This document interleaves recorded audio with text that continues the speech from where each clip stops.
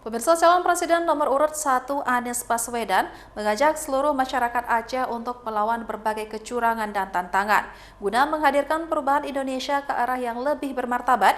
Hal tersebut disampaikan saat ia berkunjung ke Aceh. Pernyataan terbuka ini disampaikan calon presiden nomor urut 1 Anies Baswedan di hadapan ribuan massa pendukungnya saat berlangsungnya kampanye akbar Capres di Banda Aceh.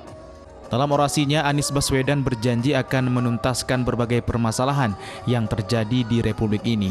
Mulai dari ketimpangan ekonomi, sulitnya akses kesehatan dan pendidikan, hingga memberantas mafia yang selama ini dinilai merugikan rakyat.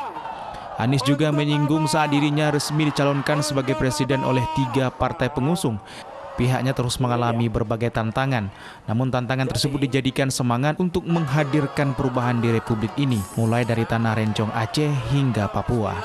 Saudara-saudara sekalian menyaksikan, inilah ciri seorang lahir Aceh, punya nyali, berani berhadapan dengan semua, tidak gentar menghadapi tantangan. Gambaran warga Aceh yang sesungguhnya. Setelah berkampanye dari Aceh, Capres Anies Baswedan akan melanjutkan kampanye akbarnya di Taman Bukit Gelanggang, Kota Dumai, Provinsi Riau. Dari Banda Aceh, Syukri Saripudin, iNews melaporkan.